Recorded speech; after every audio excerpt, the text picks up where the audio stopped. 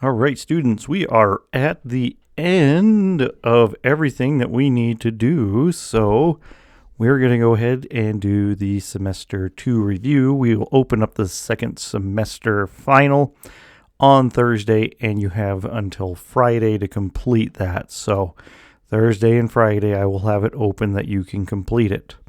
So don't forget that, okay? All right, so we're going to do half the study guide today. That way you're not going to spend all day long trying to deal with all the study guide because the study guide in general is very large. Now, I'm going to be super nice. All you're going to do is fill out the study guide, then use it to study. I'm not going to grade it. I'm not going to have you turn it in. I just want you to go through the study guide and prepare for this final test so you can do as good as humanly possible. All right? So let's just run through the study guide, the first section right now, and we will get you ready to go. And let's rock out this second semester final test. All right? So first thing you're going to do is define abolitionists as a person who wanted slavery stopped immediately throughout the United States. Watched Glory today, which focuses on a abolitionist himself who signs up in the Army and leads one of the very first black regiments into the Civil War. All right, what is an amendment? That would be a formal written change to a document such as the Constitution. Remember, that's the only way we can change the Constitution is via the amendment process. What is a bill? Well, a bill, of course, is a proposed law presented to Congress. So anybody in Congress can present a bill for people to vote on it. Define Civil War. We just barely covered and finished the Civil War, but that would be a war that is fought between people from the same country. If you look throughout history and that you even go into like England, you will find that they have a civil war there. In France, they have their revolution, which is somewhat of a civil war itself there. Throughout the entire world, civil wars have been raging for ages. Compromise. Well, that would be a settlement of difference of an opinion in which both sides agree to give up a part of which each side demands. Remember, this is one of the things that leads directly to the Civil War is the lack of compromise, but also allowed the creation of our Constitution was a lot of compromise. So you can see compromise in your history sections working on both ends. What is a constitution? Well, it's a written plan of government. We have one. We hold ours quite dearly. What is democracy? Well, it'd be a form of government in which the people in the group have the right to decide the rules for that group. That is what we look at when we say we have a democracy. There is lots of input from everybody of how our government should run. What is an economy? Well, an economy is a process of producing, buying, and selling goods and services. That's how an economy is at its most basic level. As we know, it's quite more complicated than that. But in 8th grade, we'll discuss more about economic activity. Define the Emancipation Proclamation. That would be the proclamation saying that anyone held as a slave in a state that was in rebellion would be considered a free person at the beginning of 1863. It was issued by President Abraham Lincoln after the Battle of Appomattox. Not Appomattox, excuse me. Oh, I can't believe I did that. It's not Appomattox. All right. Antietam, excuse me. All right. I've been watching way too much and reading too much books about the Civil War that some of my battles are a bit scrambly right now.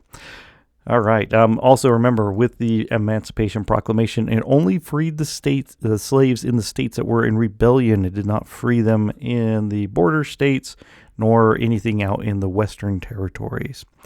All right, what is an embargo? Well, that'd be a ban on trade with another country or group of countries. Again, when we go into the 20th century and we learn about that in your 8th grade year, we will talk a lot about embargoes. Define the executive branch. That would be the branch of the government with the power to carry out and enforce laws. Remember that. The executive branch is the power. It is the fist when it comes to the law. It's an easy way for me to try to explain it, though. That's what I tell people. It's the fist. It's the one that lets you punch people. The judicial branch, why, that's the branch of government made up of judges and courts that have the power to interpret the rules of the Constitution, i.e. Congress passes a law, it's in direct violation of the Constitution. The Supreme Court comes back and says, no, that violates people's rights. What is the legislative branch? Well, they're the branch of the government with the power to make laws. So they're the ones who get to go to the president and say, you get to punch people in the face for this. And the Supreme Court gets to say, well, no, you don't get to because that violates somebody's rights. Okay. Define liberty. Well, easy enough way to define liberty is freedom. Now, if you want to get into a philosophical debate, it's a lot more complicated, but let's just stick with freedom. All right, define manifest destiny. The belief that the United States had the right and the duty to expand its borders across North America to the Pacific Ocean. Define polarization. That's a disagreement in which each side feels very strongly that the other side is wrong. You'll see polarization in politics all the time, but you can even witness it in today's day and age of polarization in politics. Just read a newspaper, you'll see it. Define ratify. Well, this would be to formally agree to a plan. Like we ratify the Constitution. That's what we're talking about. Define secede. Pretty much the exact opposite. Stop being part of a nation. You're like, I can't get along with anybody. I'm out of here. All right. Define slavery. Well, that'd be a complete control of a person by another person, meaning you control every aspect of their life. They are considered property. Suffrage. That would be the right to vote. That's what women seek for near the 20th century. Again, a lot of the stuff you get, it's good to learn now so you get the basis for it when we hit 8th grade. Where was the Constitutional Convention held? Why, that'd be Philadelphia, Pennsylvania, Constitution Hall. You can go there and see it. It still stands today. I've been there. It's pretty cool. In what year was the Constitutional Convention held? 1787. Lots of people like to think of it right at the beginning of the Revolution. Some like to think it right afterwards. Remember, we had the Articles of Confederation before we had a Constitution. What was the first form of government the United States adopted? Well, I just said it, the Articles of Confederation. What were the problems with the Articles of Confederation? Well, one of the big problems, there's a lot of them, but there was no Supreme Court. Only states had the right to tax, and Shays' Rebellion proved that Confederation could have a difficulty putting down rebellions, mainly based on the lack that they had no executive body that had the right to, as I just talked about, execute the laws or use the fist. What was the problem that led to the Constitutional Convention? That would be economic problems after the Revolutionary War. Remember, people were upset. They had to send an army out to try to put it down. How did the representatives deal with the problem of representation at the Constitutional Convention? Remember, we talked about compromise. We said there would be two houses. One house would have two senators from each state, regardless of population, making sure it's evened at one place. And the other one is to have several representatives based on the population of that state. What does the executive branch of the government do? Punches people in the nose. No, I'm just kidding. It enforces and carries out laws. How does the executive branch of the United States check and balance the legislative branch? They can use their veto power, or they have a power to cancel the bill. Veto is the same thing, though. Veto power. The 5 freedoms listed in the First Amendment to the Bill of Rights are what? You should always remember these. Religion, assembly, petition, press, speech. One more time. Religion, assembly, petition, press, speech. The rights listed in the Fourth Amendment are what? People find this very important, so that's why they cover it a lot. Protection of unnecessary search and seizure. And the police must have a search warrant to allow them to search a person's house or property. And they usually have to specify what they're looking for. The rights listed in the Fifth Amendment are what right? And that would be the right to remain silent.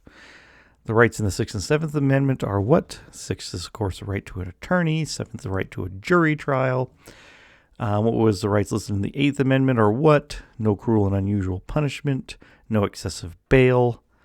What are the 3 policies of Alexander Hamilton and his political party that helped wealthy business people more than ordinary people? Remember, he comes up with a lot of different ideas, but one of them is government needed to pay full value on bonds. A lot of people didn't want to do that. Alexander Hamilton saw it critical as to restoring the national credit, which it did. And they used troops to enforce taxes, and they also passed the Alien and Sedition Acts. How did people react to the way the party of wealthy business people ran the country during its first year? They were upset, so they created their own political party. Okay, there we go. That's the end of this very first unit. We are going to cover the other ones tomorrow. This one is just a brief overview. Now I know we missed some elements of other amendments. They are important. Never think that anything in the Bill of Rights is not important. Second Amendment, of course, right to firearms. 3, no quartering of soldiers. 9 and 10 really focus more on the states. but they're important. They're just not going to really show up on your test. That's why we're focusing on these ones. So don't think I don't find those other ones important, because I very much so do. And in fact, since you guys are all on my YouTube channel, you can find my wonderful 15-minute long lecture about the importance of the Third Amendment, which I know is just riveting, but it was actually a pretty well-researched and written piece of material. So if you're ever interested about truly the history behind the Third Amendment, it's a good starting spot.